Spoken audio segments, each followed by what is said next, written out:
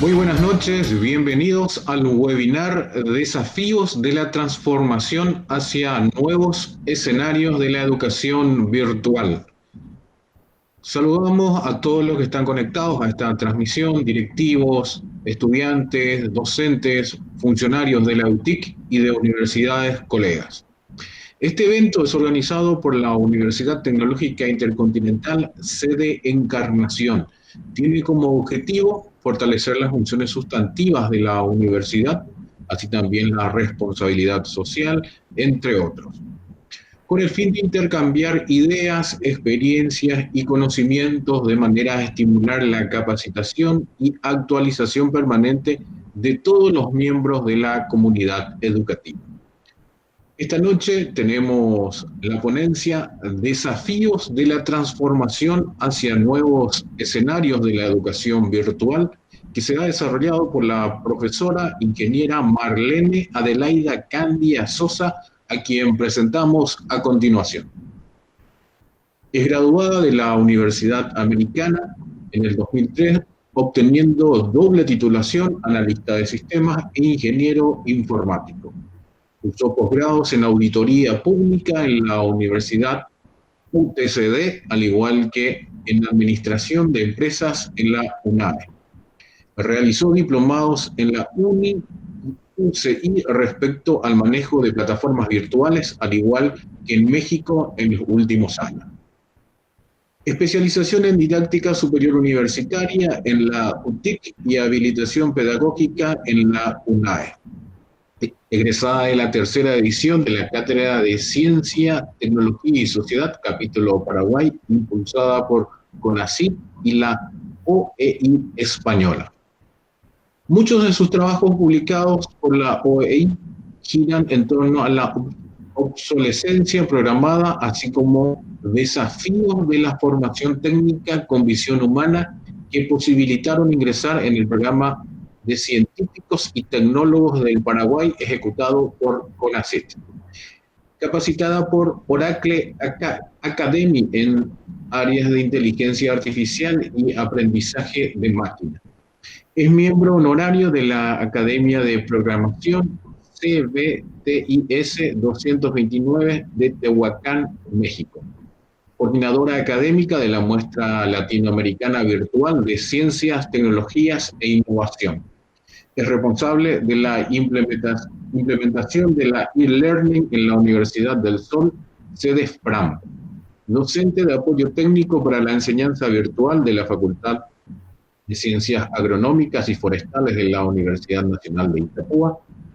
Docente del Colegio Técnico Nacional y Centro de Entrenamiento Vocacional de Encarnación, con 20 años de antigüedad. Directora de tesis en las carreras de Ingeniería Informática y licenciatura en Análisis de Sistemas en la UTCD. Docente de la Universidad Tecnológica Intercontinental, sede Encarnación, desde el año 2000.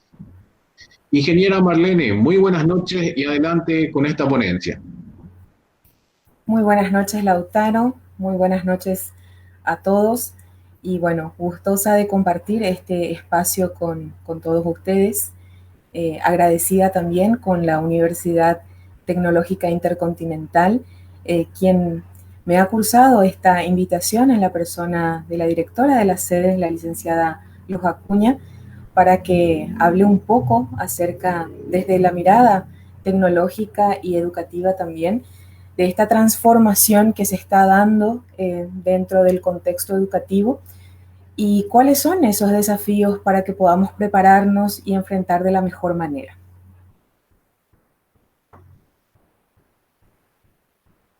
Quisiera empezar a presentar.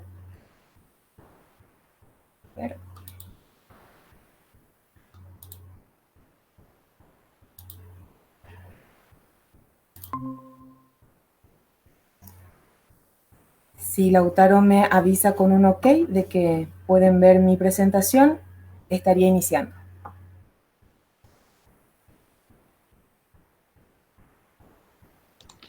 Sí, profe, se visualiza perfectamente la presentación. Adelante. Gracias. Bien, Y el título ya presentado por él y dentro de los flyers de difusión hablan justamente de estos desafíos y esa palabra transformación hacia los nuevos escenarios de la educación virtual. Esta educación virtual que se ha forzado en cierta manera en este hemisferio del planeta tras la pandemia del COVID-19 y ha supuesto una serie de dificultades o una serie de obstáculos que tienen que ser sorteados para poder llegar a concretar o a concretizar ese proceso educativo, ese proceso por sobre todo de aprendizaje y de enseñanza también. Tenemos que reaprender cómo enseñar y cómo aprender en un entorno virtual.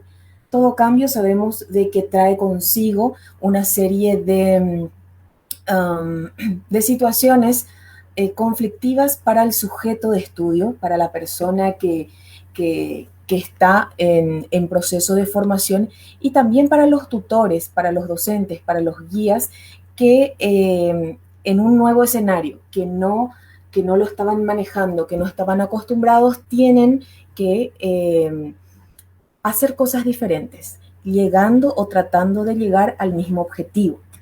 Entonces, este cambio, esta transformación supone de que la persona o sujeto de estudio tenga cambios a niveles psicológicos, ¿sí?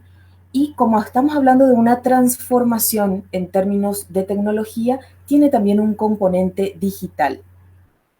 Estas personas que tienen ahora nuevas cosas, nuevos pensamientos, nuevos recursos, tienen que aprender a utilizarlos y por sobre todo desaprender aquello que ya sabían, ¿sí? Lo más difícil para el ser humano, desaprender algo aprendido. Cuando hablamos de procesos, hablamos tanto de los procesos internos que se dan en el sujeto de estudio como de los procesos externos. Es decir, ahora hacemos las cosas de diferente manera. No es llevar la educación tradicional o presencial a un contexto virtual, sino que es cambiar un enfoque, es cambiar un paradigma y cambiar el modo de enseñar y el modo de aprender.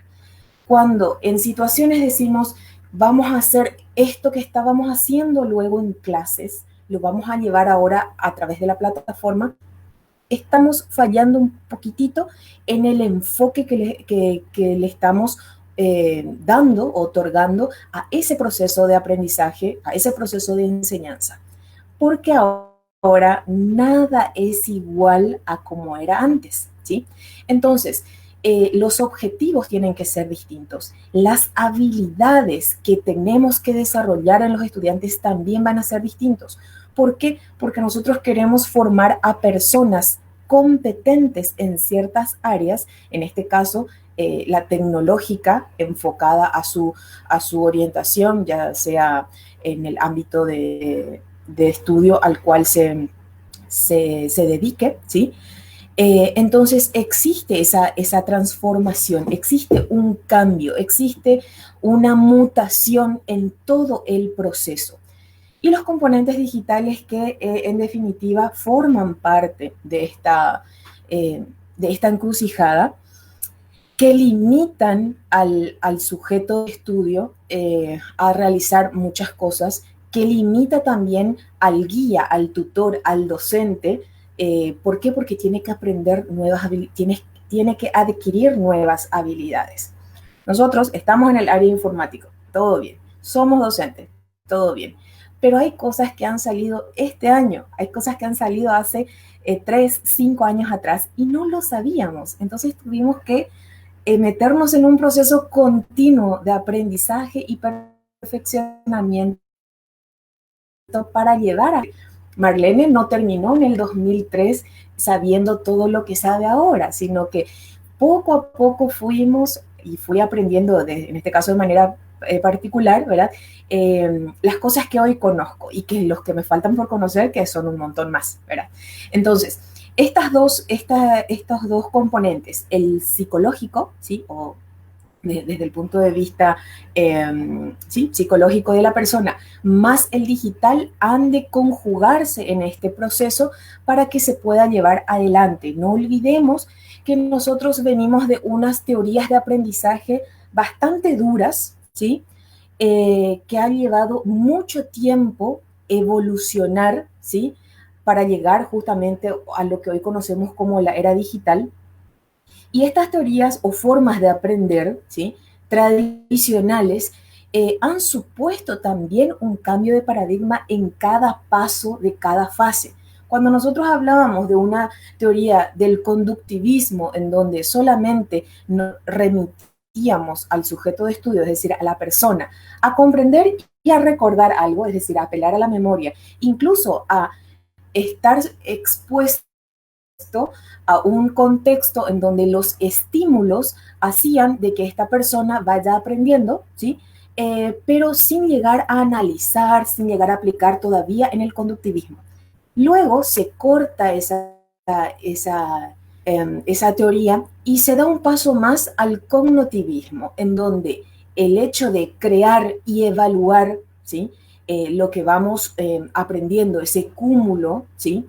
o bagajes de conocimiento que vamos teniendo, entonces se transmutó, ¿sí? se transformó también la forma o la teoría del aprendizaje a un escenario un poco más elaborado, en donde crear y evaluar forman parte, ¿sí? además de solamente comprender y recordar. Y los que estamos los que hemos nacido en los 80, como muchos, ¿sí?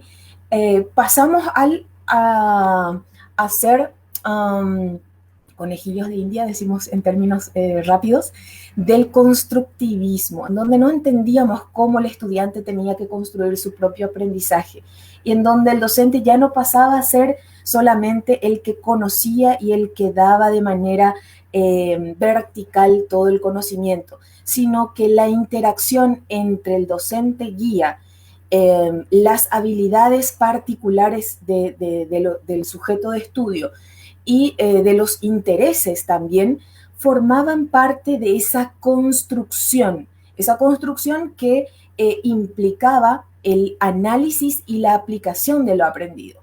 Y surgía un término muy conocido por nosotros hasta ahora, que es el aprendizaje significativo. Tiene que representar algo en la vida del sujeto de estudio, lo aprendido, para que nosotros podamos decir, es válido este aprendizaje, ¿sí?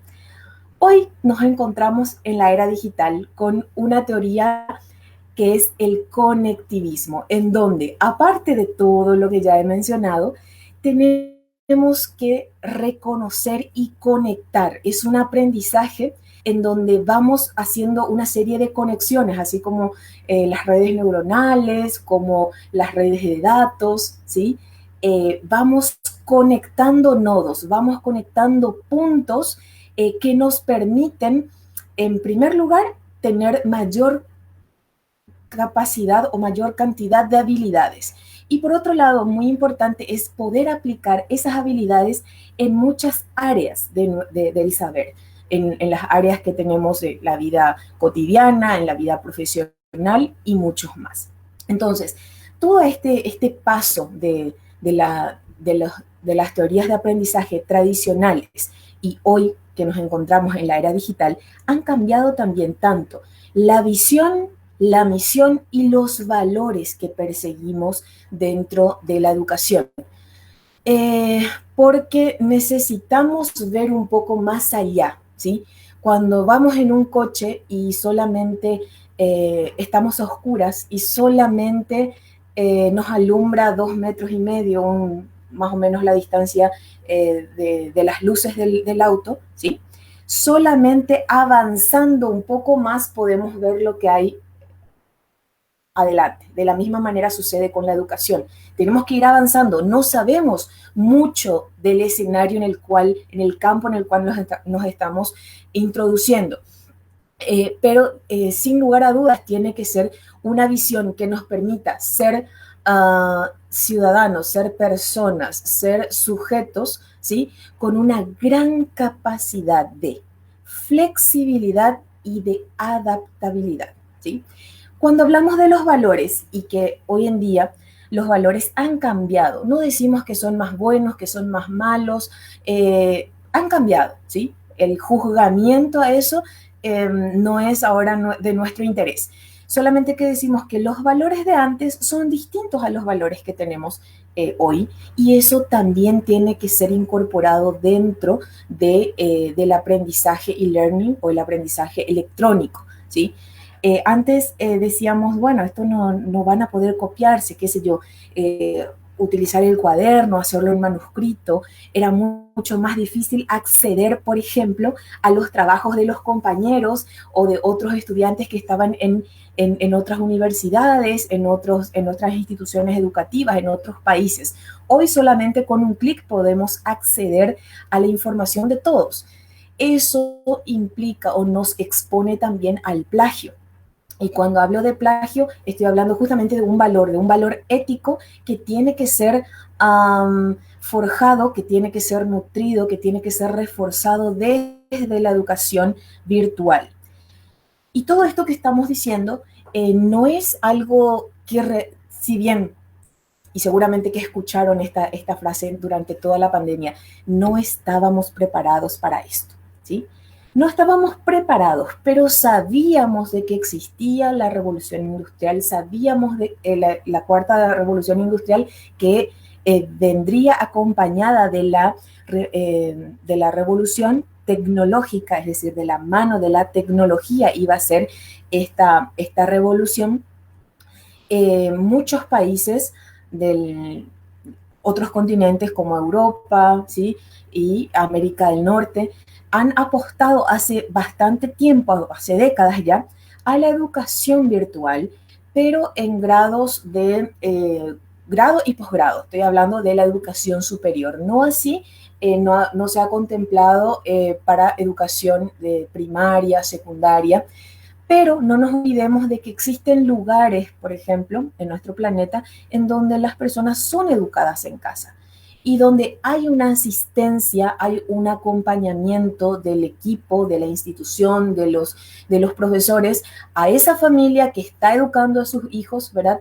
Entonces, no podemos decir esto era algo totalmente inesperado, en donde nuevas cosas, nuevos pensamientos forjan también a nuevas personas, hacen un negocio distinto, refiriéndonos al proceso en sí. Hablamos del negocio de la educación cuando nos referimos a todos los procesos, los componentes, los elementos que involucran a la educación. Hablamos del negocio del marketing digital cuando queremos realizar ventas, por ejemplo, ¿verdad? Entonces, dependiendo de qué área, entonces hablamos siempre del modelo de negocio. Entonces, ese modelo de negocio se va transformando mediante qué? Mediante nuevas cosas, mediante nuevos elementos. Y hay una palabra, un componente que me encanta, que es de Antonio Basso, él es brasilero, y él habla de unas variables contemporáneas. Estas variables contemporáneas, como su nombre lo indican, son elementos que cuando hablamos de variables estamos hablando de que están en constante transformación, en constante cambio, ¿sí? Y cuando estamos hablando de variables contemporáneas es de este momento, que mutan a lo largo del tiempo y de manera muy rápida. Entonces, estas variables contemporáneas hacen de que la educación en el día de hoy se encuentre en un escenario justamente muy versátil, con mucha cantidad de movimiento, con mucha cantidad de... imagínense, me dicen unos profes, pero profe, comenzamos con el GoToMeeting, pasamos al Zoom, después fuimos al Webex, ahora nos traen el Meet. Decídanse qué nos van a enseñar para que nosotros podamos enseñar a nuestros estudiantes. Bueno, profe, todas las herramientas son válidas. Esa es la variabilidad, ¿sí? Esa es la obsolescencia vamos a decir, tan cambiante en tan poco tiempo de todo lo que respecta a tecnologías en software. Cuando nosotros nos referimos al hardware, tiene una vida útil un poco más amplia. No obstante, nosotros decimos, bueno, me compro hoy un celular de última generación y al año y medio está totalmente desfasado o qué sé yo, ya salió algo mucho más interesante, ¿sí? Entonces, dentro de lo que es la industria del software, salen a diario muchísimos software que mejoran los que ya tenemos, ¿sí? Entonces, ese es el escenario un poquitito de esta situación sumamente variable. Al mismo tiempo, me encantaría compartir un poquitito con ustedes desde mi punto de vista tecnológico y decirles de que hay muy buenas noticias en cuanto a todo el caudal de herramientas que la tecnología pone a disposición de la sociedad.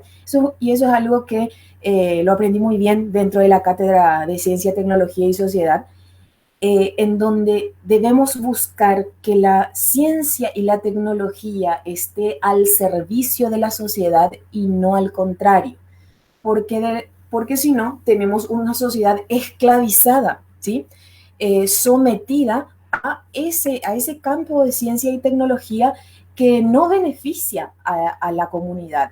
Al contrario, y también digo, sostengo de que la tecnología aplicada en un contexto pobre, donde existe un índice de pobreza elevado, no funciona. Primero es la educación y luego viene la tecnología, ¿sí? Por eso tenemos Big Data, no sé si se ve, vamos a ver si puedo utilizar un punterito, un ratito, ahí creería que pueden ver también mi puntero. Tenemos los Big Data, por ejemplo, que son grandes contenedores de información muy buenos que nos permiten realizar cuadrangulaciones de información muy precisos, muy certeros a través de un análisis inteligente de datos, de una minería de datos eficiente que nos proporcionan realmente soluciones eficientes mediante qué a esto que llamamos nosotros, que denominamos así porque es un término nuevo que no tiene muchos años de vida, que es el Internet de las cosas. El Internet de las cosas nos permite también brindar soluciones eficientes, eficaces y con un fallo ínfimo. Es decir, el margen de error que pueda llegar a tener la implementación de un proyecto, la implementación de un prototipo, la implementación de un sistema tecnológico es mínimo. ¿Mediante qué? Mediante muchas cosas. Mediante lo que ya les comentaba, que es el análisis inteligente de los datos. El otro punto es de la simulación, ¿sí? Simulamos escenarios controlados e ideales en un ambiente, ¿sí? Que emule lo más que se pueda a la vida real. Entonces también se minimiza el fallo que pueda ocurrir y por sobre todo se ofrece mayor precisión de éxito cuando se implementan estas tecnologías, que no son muy baratas, pero que tampoco son demasiado caras con respecto a la rentabilidad, al impacto posterior, a la proyección que pueda darse tras la implementación de este tipo de sistemas. Los sistemas autónomos, los que están aquí debajo, ¿será que ustedes nada más, yo no más nada de esto? Ahí creo que ustedes ahora van a poder ver mejor también. Los sistemas autónomos son otros de los componentes dentro de todo lo que es la tecnología que nos permite, ¿sí? Eh, crear, crear sistemas que, alimentados con la información precisa, ¿sí? Pueden tomar decisiones. Bueno, y ahí existe una gran controversia que es para otro webinar, porque qué tanto otorgar, ¿sí? Qué tanto validar un sistema autónomo, ¿sí? Para que tome decisiones por los humanos. Existen ahí un gran área de estudio que es la inteligencia artificial y el aprendizaje de máquina, que nos muestra la manera de que las máquinas van aprendiendo, que las máquinas van tomando decisiones en base a todo lo que nosotros vamos proveyendo. Y ahí existe una gran controversia dentro de la sociedad científica que desarrolla estos sistemas cada vez más expertos, cada vez más sofisticados y que tienden en un futuro no muy lejano eh, reemplazar muchas de las decisiones de los humanos, porque decimos los humanos somos vulnerables, somos emocionales, los humanos nos cansamos, los humanos trabajamos mal bajo presión. Entonces, una máquina que no tiene este espectro de características que les he mencionado, actúa con mayor precisión, con mayor exactitud, ¿sí? En el menor tiempo posible y soluciona lo que a lo mejor nosotros por por algunas emociones no lo podemos hacer. Otro aspecto, otro elemento que nos ofrece la tecnología es la nube, ¿sí? La nube que cada vez está más grande, ¿sí? La nube de datos, es decir, el Internet. Las bases de datos que están dentro de Internet son cada vez mayores y todas y cada una de ellas son alimentadas por nosotros, es decir, todo lo que está en Internet y que está a disposición sobre nosotros, lo proporcionamos nosotros, ¿sí? Entonces, no queremos de repente invasión a la privacidad, pero nosotros lo hacemos público, entonces también es una cuestión para un webinar aparte, porque ahí existe la introducción del identity thief, que es el robo de identidades, la suplantación de identidades, los ciberdelitos y otros, ¿sí? Entonces nace la ciberseguridad que en un intento de proporcionar mayor protección y reducir la vulnerabilidad de datos, también tiene una amplia gama de herramientas, de elementos, de técnicas, de métodos, de modelos que sirven para respaldar un poco todo aquello. La realidad aumentada y los sistemas de integración. Es decir, existe un maravilloso, peligroso mundo de la informática y la tecnología que debe ser puesto a disposición de la sociedad. Bien, pero, a ver, uno ahí está. Pero analicemos ahora nuestro escenario actual. Y yo voy a hablar un poquito, yo sé que hay mucha gente de otros países, agradezco también a todas mis amigas, conocidos que están prendidos al webinar, pero quiero hablar un poquito, si me lo permiten, de la educación del Paraguay, en donde en el nivel inicial, ¿sí? Los niños de jardín, de preescolar, ¿para qué van a la escuela? Y van para aprender a compartir, para poder hacer amigos. ¿Para qué vas? Y los niños van para jugar, porque tienen que aprender a jugar con los demás, tienen que aprender a compartir. Aprenden las cuestiones de motricidad fina, de los trabajitos con las manos, ¿sí?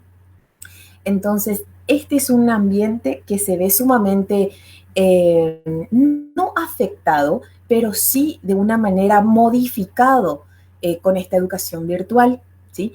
No podemos ofrecer lo que el nivel inicial ofrecía en la modalidad presencial desde la virtualidad. Y eso lo decimos nosotros porque somos grandes y ya nos preocupamos por todo lo que va a pasar con ese niño que ahora no está interactuando con sus compañeros y que mañana no va a poder compartir y no va a poder ser empático y no va a poder hacer un montón de cosas. Eso lo decimos nosotros. Pero los niños, que son los niños y las niñas, están encantados haciendo sus videitos del WhatsApp y tienen que enviar a la profe, tienen que pintar en casa, a lo mejor pasan más tiempo con sus familiares que antes, entonces ellos los llevan mucho mejor, lo están procesando mucho mejor. Ahora bien, ¿qué consecuencias ha de tener en la formación de estos niños que ahorita están en el nivel inicial? Eso no lo podemos asegurar en este momento, hoy día. No lo podemos hacer porque sería totalmente irresponsable hacerlo, ¿sí? De aquí a 5 años, 7 años, veremos los resultados de aquellos niños que han iniciado su proceso de formación en un ambiente virtual. ¿Y por qué yo hablo con tanta determinación y decir, por ejemplo, esto ya va a ser así? Porque es la tendencia. Porque con los datos de salud y con los datos a nivel global, eh, existirá una modalidad alternativa y o paralela a la educación presencial. Es decir, ya no nos vamos a desprender del todo de un escenario virtual. Es por eso que cada vez más es importante que nos capacitemos en el área de las tecnologías. ¿Que tiene sus limitaciones? Sí, que tiene sus limitaciones, como por ejemplo el uso de la energía eléctrica. Se va la energía y no hacemos nada. Se va el internet y hacemos menos de lo que podíamos hacer, ¿sí? Tiene sus limitaciones, así como también los tiene o los tenía la educación presencial. Llovía mucho y ya no había clase, ya nadie se iba a la clase, ¿verdad? Hacía mucho calor y los niños se pueden deshidratar, pueden tener un golpe de calor, etcétera, y tampoco iban. Entonces, siempre hay situaciones que obstaculizan a que ese proceso sea algo totalmente ideal y continuo, ¿sí? La educación virtual se ve delimitada por estos factores que les acabo de mencionar. Después está el primer y segundo ciclo, del primero al sexto grado, y está también el nivel de educación escolar básica, séptimo, octavo y noveno. Bien, estos niños del primer nivel que había mencionado, del primer y segundo ciclo, ya fueron al nivel inicial, ya estaban también, imagínense un chico que va al quinto grado, al sexto grado, tiene una carencia afectiva porque ya tenía un grupo de compañeros, porque ya tenía una maestra de grado que a lo mejor le tocó el año pasado y continuaba este año, porque ya estaba habituado a la mochila, a ir a hacer un montón de cosas propias del desarrollo de las clases presenciales. Entonces, está ahí en una disyuntiva, ¿sí? Que necesita de un acompañamiento importante de los padres, de la familia, y cuando no hay ese acompañamiento familiar, el niño puede llegar a tener también conflictos emotivos, emocionales. Lo mismo que para el nivel de educación escolar básica, los de séptimo, octavo y noveno, con más razón aún. Fíjense que están en la edad de la adolescencia, que ni ellos saben lo que quieren, que es propio de la edad, ¿sí? Que es propio de la madurez en la cual se encuentran, el grado evolutivo biológico en el cual se encuentran. Entonces, no es que ellos sean conflictivos o problemáticos, sino que es lo que les toca en ese momento.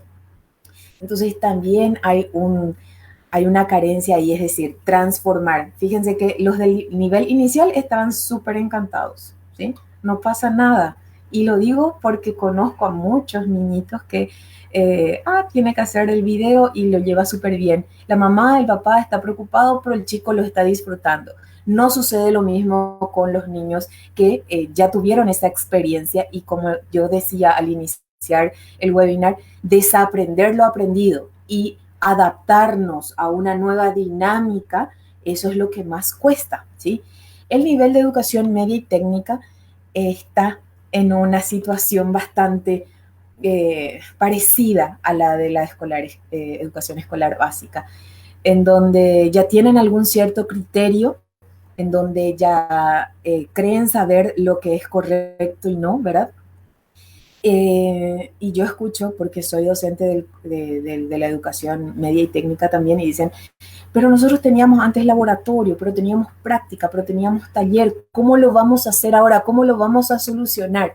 Bien, las condiciones en las cuales se está dando la educación virtual en nuestro país no es la ideal, porque se puede hacer laboratorio, se puede hacer taller y muchas cosas desde la virtualidad dentro de la casa, pero para eso se necesita de equipamiento. Se necesita de equipamiento y se necesita de capacitación, que va a ser la siguiente diapositiva que vamos a ver. Voy a terminar aquí, voy a concluir. Después están los estudiantes del nivel superior, que hice una diferenciación entre grado y posgrado. Los de grado, muy parecidos a la educación media y técnica, que se han acostumbrado a ir a las universidades de manera presencial, si bien algunas universidades han implementado la educación 100% virtual en nuestro país, y otras han tenido, como en el caso de nuestra universidad, de manera paralela, ¿sí? De manera alterna, la posibilidad de que las clases presenciales se nutran más con los trabajos a distancia, que le decíamos nosotros, dentro de una educación, dentro de una plataforma virtual. y los estudiantes de posgrado son, creo yo, los más beneficiados, así como los del primer, porque los del nivel inicial, porque los de posgrado ya son profesionales que tienen poco tiempo, que no pueden ir de repente que les cuesta ir hasta una institución educativa. Incluso yo quiero aventurarme a hablar de las personas, de los jubilados que quieren volver a estudiar y que dice, ¿por qué no estudiar ahora un posgrado? ¿O por qué no meterme a la universidad ya que ahora puedo? ¿Sí? Entonces, así como esa brecha digital, ¿sí? Se agranda en algunos sectores por la incapacidad económica, por sobre todo de acceder a los recursos tecnológicos, también existe un nuevo sector del mercado que ha vuelto a las academias, que ahora tienen la posibilidad de estudiar, porque antes no tenía la carrera virtual y ahora sí la hay. Y es una persona que, por ejemplo, repito, ya está retirada, ya no tiene otros grandes compromisos, entonces están volviendo estas personas y que tienen que ser atendidas también. Bien, y yo les decía, hablaba de la capacitación y los equipamientos. Estos son los elementos que tienen que funcionar bien para que esto funcione. ¿Sí? ¿Qué cosas? Equipamientos y capacitación. Equipamientos a quién? La infraestructura institucional, partiendo desde ahí. Y siendo sinceros, nosotros sabemos de que nuestra educación está muy comprometida en términos de infraestructura institucional. El año pasado se denunciaban una gran cantidad de escuelas que no tenían sillas, que no tenían techos, que no tenían rubros para maestros y mucho menos una infraestructura que les permita la implementación de una educación virtual, de una educación electrónica. El recurso estudiantil, y cuando hablo del recurso estudiantil me dirán, pero ¿qué recursos puede tener un estudiante? Y no, es la familia del estudiante el que se ve comprometida, porque a lo mejor muchos han perdido sus trabajos, a lo mejor otros han reducido los gastos porque están ganando menos dinero también, ¿sí? Entonces lo primero que se recortan son justamente gastos, entre comillas, superfluos que se creen en ese momento. Entonces, es un problema, igual que el acceso a Internet. El acceso a Internet que en Paraguay es malísimo y además no tenemos el acceso a todos. Pero yo quisiera remontarme a unos datos que dio justamente Lautaro en su webinar de pasado, en donde él hablaba de marketing digital, pero dio unos datos que a mí me súper interesaron. Y les quiero contar, les quiero hacer recordar, los que vieron ese webinar y los que no, bueno, les cuento ahora. Un dato que saqué de Lautaro, ¿sí? En Paraguay, que somos 7 millones de habitantes, 6 millones 940 mil, vamos a ponerle 7 millones, 7 millones de habitantes. ¿Cuántos celulares tenemos? Tenemos más cantidad de celulares que de personas, 7 millones 630 mil, ¿sí? 630 mil celulares o líneas activas más que la cantidad de habitantes.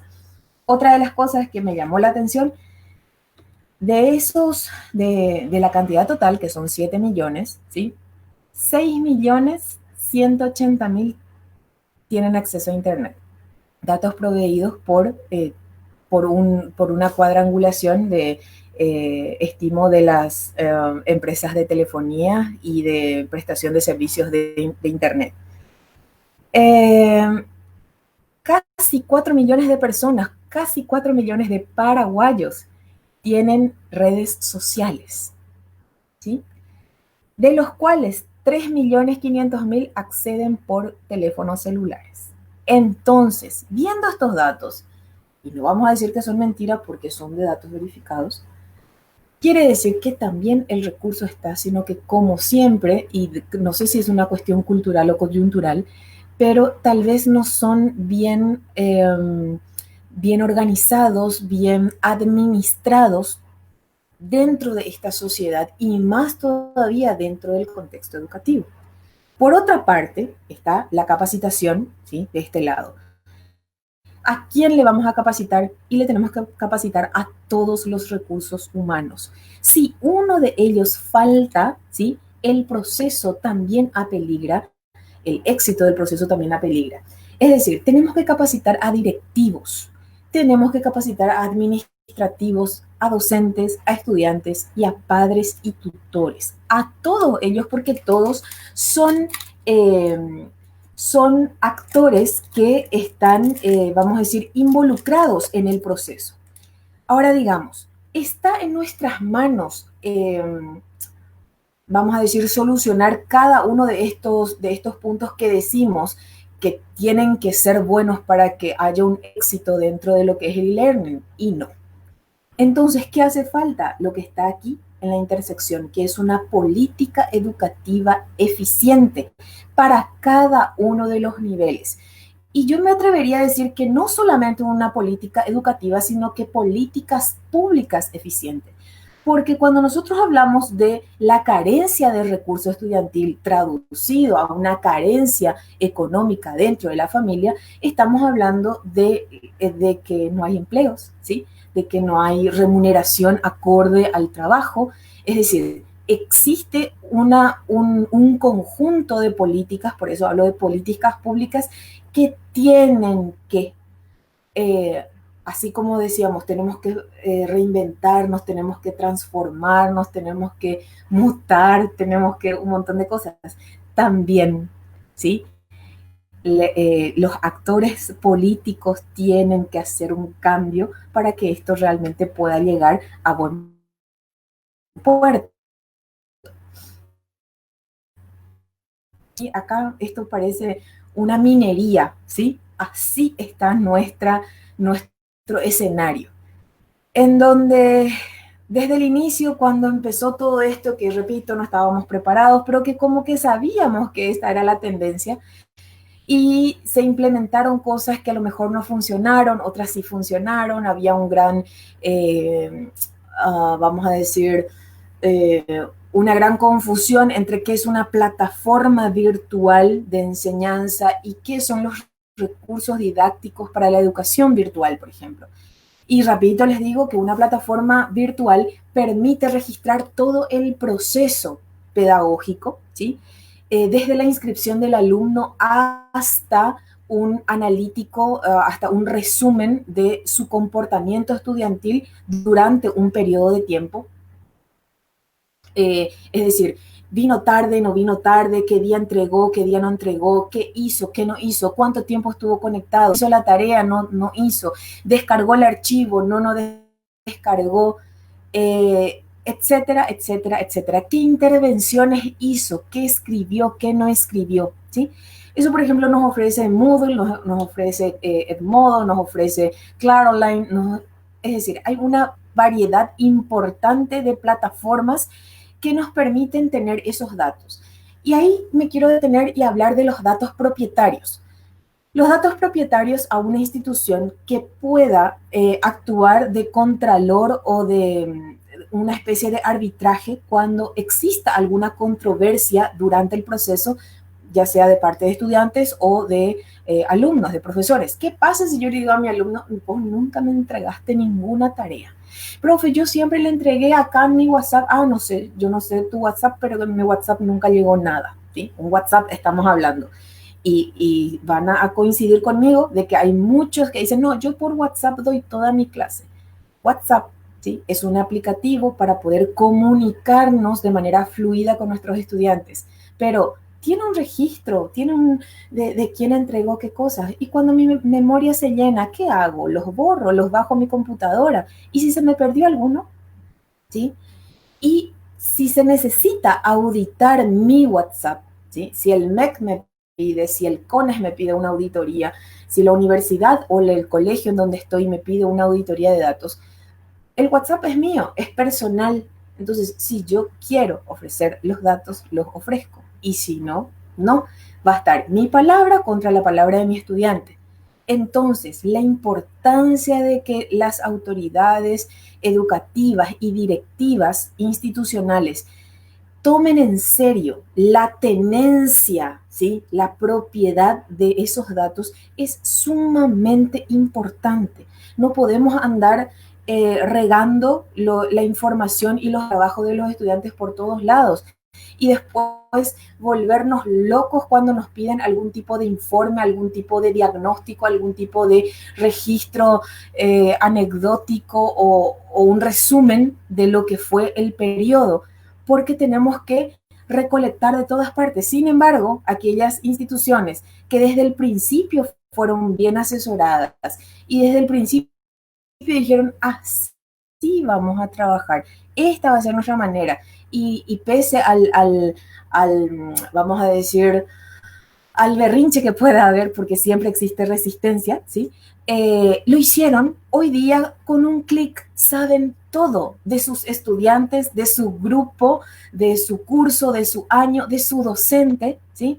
Pero eso es justamente estar bien asesorados, porque vamos a ser sinceros, un docente puede ser excelente maestro, pero no tenía la visión tecnológica. Para eso estamos los tecnólogos que le decimos, mira, esto es lo mejor para vos, esto es lo mejor para tu institución, y le damos una asesoría para que pueda llevar adelante todo el proceso y que sea exitoso. Ahí está el punto, porque podemos implementar. Ahora, que sea exitoso o no, depende de todas esas variables de las cuales ya les hablé, ¿sí? Porque, y ahí vemos más abajo, yo estoy como si fuera, no sé ni si me ven, ¿verdad? Me parece que sí. Yo creo que ustedes me ven, yo no me veo y yo gesticulo mucho. En fin, acá le tenemos al docente que tiene un mundo de tareas, de trabajos, de conocimientos. Aquí está su café, ¿sí? O su mate. Nuevo que tiene que explorar, que no se le ha enseñado, ¿sí? Que no se le ha, vamos a decir, que no tiene unas directrices muy claras de lo que tiene que hacer en este contexto, porque nada estuvo preparado, ¿sí? Y todo se está dando sobre la marcha.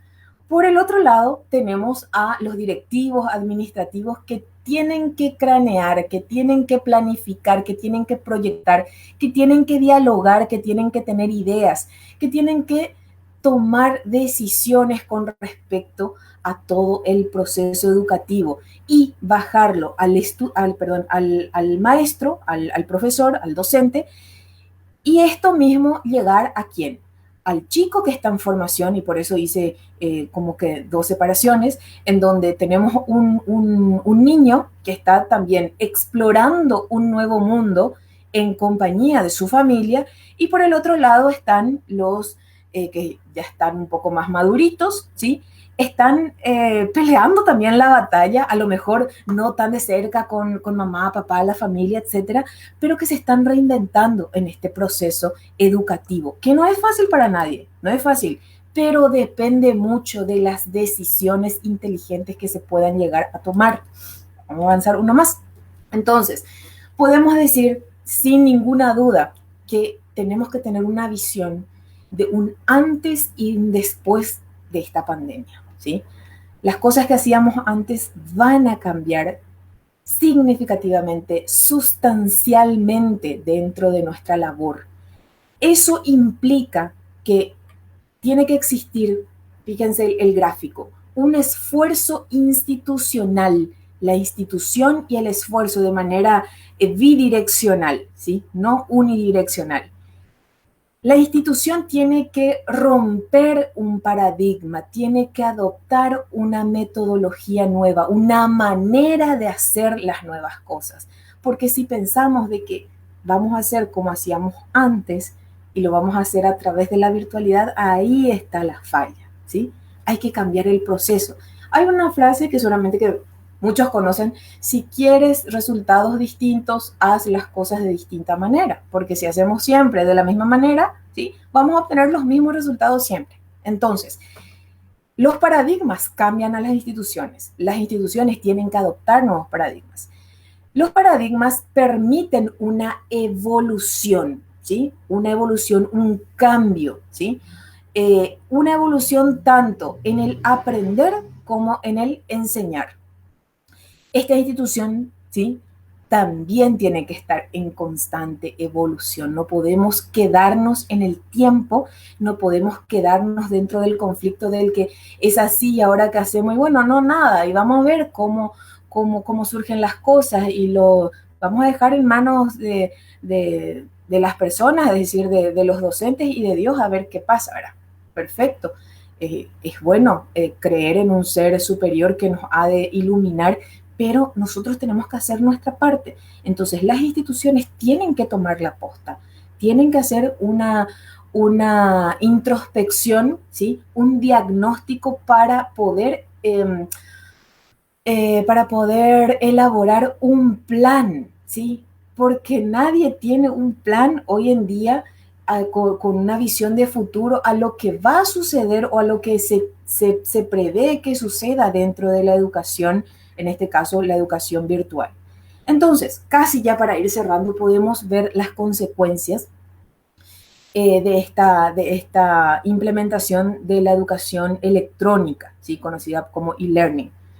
Por un lado, deja al desnudo las carencias de la formación docente,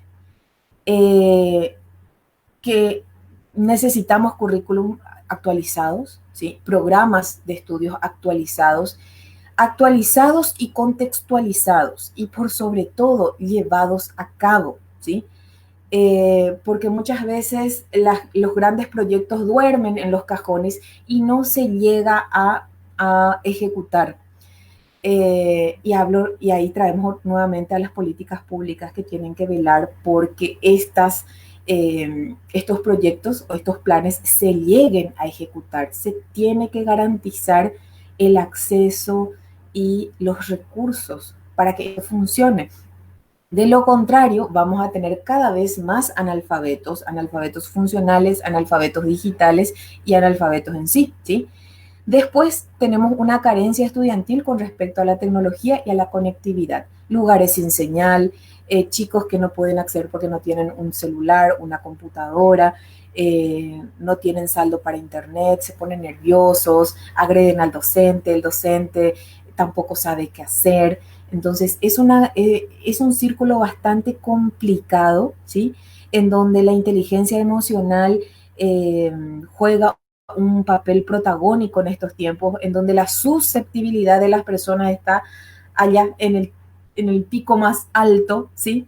Están muy susceptibles, voy a incluirme porque es feo hablar así ustedes, ¿verdad? Estamos muy susceptibles por los problemas que estamos teniendo a nivel global, a nivel mundial, por los problemas que estamos teniendo a nivel micro, es decir, aquí, en mi ahora, en mi acontecer diario, ¿sí? Y tener o no los recursos y la habilidad o la capacidad para salir, para afrontar, para ir para adelante, ¿sí? Son aspectos que afectan realmente y de manera significativa a las personas. Por otra parte, y dando un halo de mucha esperanza a todo esto, que a lo mejor tiene matices grises, ¿sí? Está la posibilidad de una alfabetización digital. Díganme si Paraguay iba a estar hoy tratando de implementar la educación virtual si no era tras esta tragedia a nivel mundial que es la pandemia. Entonces, de toda situación conflictiva, de toda situación difícil, existen los halos de esperanzas y de luz, como el de ser la posibilidad de la alfabetización digital, que tanto hace falta.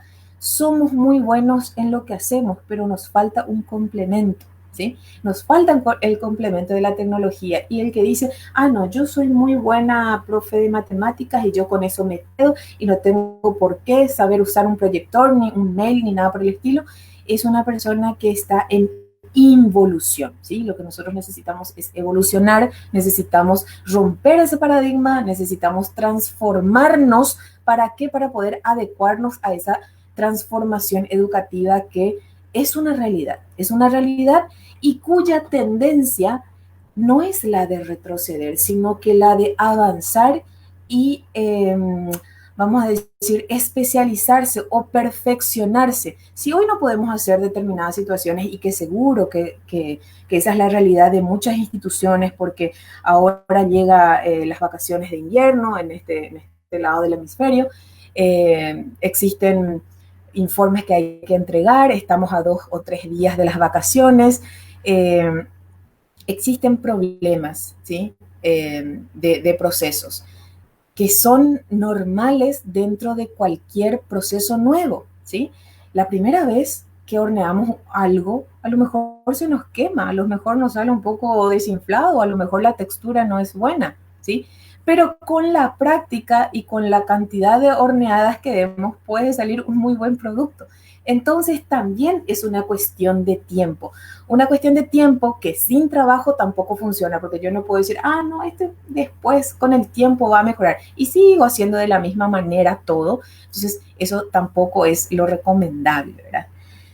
Y bueno, ese es el análisis que traía yo a la noche de hoy, mediante esta invitación, como les digo, de la universidad para dar un punto de vista desde la tecnología, desde el e-learning. Me toca la posibilidad de llevar adelante, de ser responsable de la implementación de la educación virtual en, en varias universidades. Es un gran compromiso, es una gran responsabilidad. No es fácil, ¿verdad? Pero es que alguien lo tiene que hacer. Y bueno, si es que lo hago bien, seguramente que será aplaudida, y si lo hago mal, estarán ustedes ahí para apoyarme. Por mi parte, les agradezco. Ahí está mi mail. No sé, a ver un poquito si levanto esto acá. Candia Sosa, que son mis 2 apellidos, @gmail es mi correo. Me encanta recibir mails después de los encuentros, porque hace un poco ameno todo lo que uno ha hecho durante una charla o lo que sea. Así que espero algún tipo de comentario y que podamos interactuar. Gracias, y veo si es que hay alguna pregunta que por ahí yo pueda responder, quedo a disposición. Bien, muchísimas gracias, profesora. Sumamente interesante, más que actual el tema. Muchos nos vimos reflejados en todo este análisis, ya en nuestro rol como docentes, como alumnos, como funcionarios directivos de la institución también, de gente también que estamos en la gestión educativa. Nos parece muy, muy interesante todo lo que nos acaba de exponer. Hay algunas consultas, algunos mensajes mejor que llegaron dentro en los comentarios de nuestra transmisión. Agradecemos desde ya a todos los que están conectados y nos enviaron mensajes. Entre ellos, Klaus Walter Gross dice, ojalá toda esta tecnología sirva para ir suplantando definitivamente la educación estatal por la educación privada, dice. José Félix Mereles, abogado, dice felicitaciones, Inge Marlena Adelaida Candia, tema muy actual. Dice. El doctor Domingo Pedroso García, quien es nuestro vicerrector pedagógico también, con los deseos de éxito a la disertante, la ingeniera Marlene Candia, en el desarrollo del webinar. Juan Marcelino González también, buenas noches, excelente charla, dice. Lucas Paiva también envió un mensaje, muy guapa la profe, entre otros mensajes que recibimos. Bien, profesora, queremos la universidad, quiere hacerte entrega de un certificado de reconocimiento de este webinar el día de hoy. Estar compartiendo un poquito aquí en pantalla. Entonces, dice así, la Universidad Tecnológica Intercontinental otorga el certificado de agradecimiento a la ingeniera Marlene Candia por su disertación en el webinar Desafíos de la transformación hacia los nuevos escenarios de la educación virtual, organizado por la UTIC sede Encarnación el día miércoles 8 de julio del 2020 en la modalidad online. Así que muchas felicitaciones, profesora. Muchas gracias por este momento de conocimiento que nos está brindando, y queríamos pedirle una última reflexión, un último mensaje antes de ir cerrando ya nuestro evento de esta noche. Gracias, Lautaro. En realidad, la agradecida y la congratulada soy yo por permitirme justamente compartir algo. Esto lo hago con mucha pasión, porque si bien tengo una formación técnica, amo la docencia, lo he dicho en más de una ocasión, es la profesión que me permite trascender, dejar un legado y algunas de mis enseñanzas seguirán vivas cuando yo ya no esté acá en este mundo. Entonces, les invito a eso, a través de lo que hagan, a través de lo que digan, a través de su cotidiano vivir, traten de dejar el mejor legado posible. Eso va a hacer de que las personas nos recuerden de manera grata cuando ya no estemos acá. Gracias. Muy bien, muchas gracias, ingeniera Marlene Adelaida Candia Sosa, y hasta pronto. De esta manera, entonces, ya liberamos a la profesora de nuestro evento, y antes de despedirnos, queremos invitar al próximo webinar que estamos emitiendo aquí desde la UTIC, que será mañana, 9 de julio, a las 19 horas.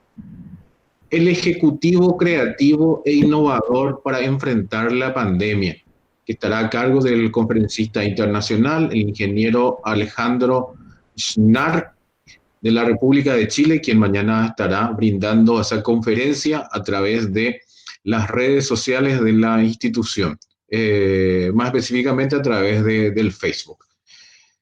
Agradecimientos especiales también a la dirección de la UTIC sede Encarnación, en la persona de la licenciada Luz Acuña, quienes estuvieron en la organización de este muy significativo evento, y a los compañeros de la Dirección de Marketing y Protocolo de la UTIC por el apoyo para la puesta en marcha de estas actividades virtuales. Bien, de esta manera estamos llegando al final de este encuentro. Muchas gracias a todos por su participación y hasta mañana con un nuevo webinar de la UTIC.